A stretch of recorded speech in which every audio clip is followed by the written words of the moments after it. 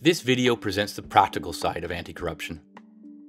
Anti-corruption can be as simple as ensuring that a policy is in place and that people are trained to understand, recognize, and report corruption, as well as any conflicts of interest they may have.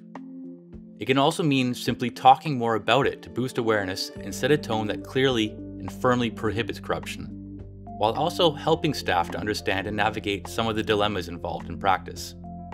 Striving to ensure that we have adequate systems in place to prevent, detect, report, address, and learn from corruption cases is crucial. Effective anti-corruption also means being proactive in identifying and managing corruption risks.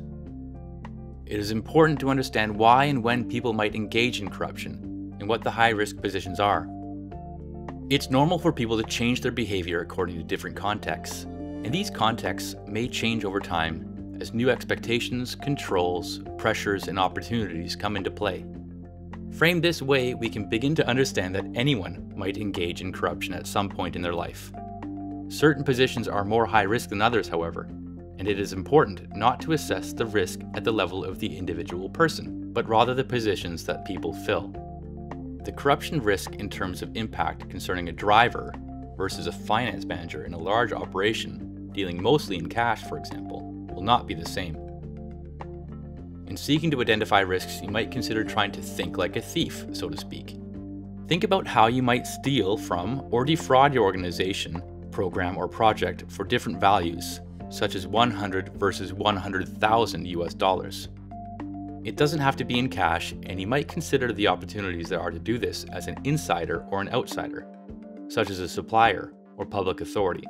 Assess these risks in terms of their likelihood and impact, and consider if efficient, effective, and proportionate control measures already exist to mitigate the risks. If not, these should be developed and put in place. In our work as humanitarian development actors, anti-corruption is everyone's responsibility.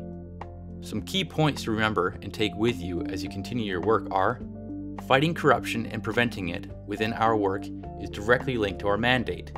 In fact, a do-no-harm approach demands we combat corruption. Never endanger life, limb, or liberty for yourself or anyone else for whom you or your organization have a duty of care in order to conform with a strict zero-tolerance anti-corruption policy. The important thing is that the incident that endangered life, limb, or liberty is then reported when it is safe to do so.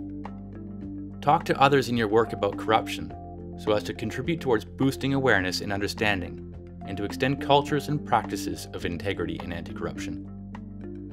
Assess the corruption risks around you and seek to ensure that efficient, effective, and proportionate controls are in place. Remember to always report suspected corruption via the appropriate channel. If in doubt about whether or not to report, seek advice on how to proceed. Failing to report suspected corruption is itself often seen as a form of misconduct. Set the tone, share knowledge, and do your duty to call corruption out and report it. Let's fight corruption together, so that the stories of corruption we all likely have can become just a little bit rarer, and maybe someday more an exception than the norm.